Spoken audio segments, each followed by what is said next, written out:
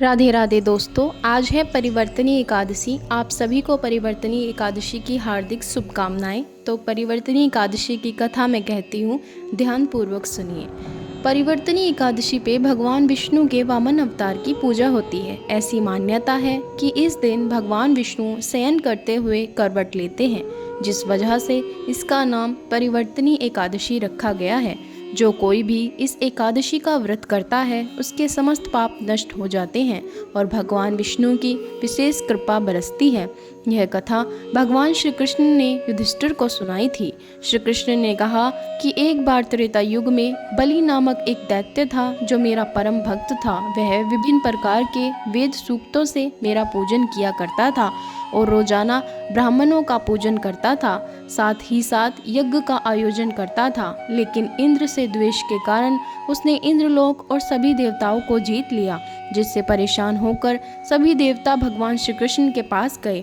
ब्रह्मादि सभी देवता प्रभु के पास जाकर बोले, नतमस्तक होकर वेद मंत्रों द्वारा भगवान का पूजन किया और स्तुति करने लगे। तब भगवान ने वामन रूप धारण कर अपना 5वां अवतार लिया और फिर अत्यंत तेजस्वी रूप से राजा बलि को जीत लिया। युधिष्ठिर बोला कि हे जनार्दन, आपने इस रूप को धारण कर इस महाबली दैत्य को कैसे जीता? श्री कृष्ण बोले, मैंने वामन रूप धर ब्रह्मचारी बलि से 3 पग भूमि की याचना करते हुए कहा कि ये मुझे 3 लोक के समान हैं और हे राजन, ये तुमको अवश्य ही देनी होगी।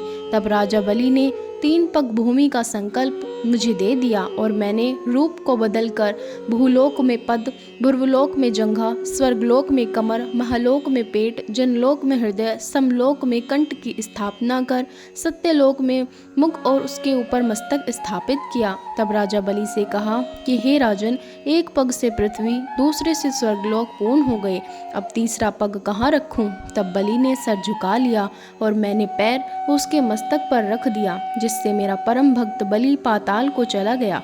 उसकी विनती और नम्रता को देखकर मैंने कहा कि हे बलि, मैं सदैव ही तुम्हारे निकट रहूंगा।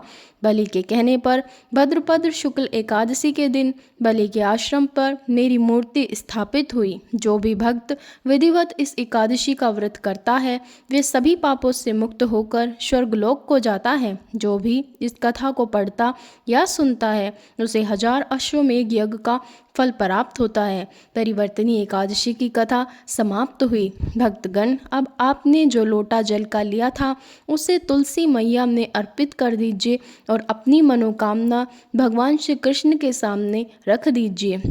भगवान श्री कृष्ण ने कहा है कि एकादशी का व्रत सर्वोत्तम होता है। इसका फल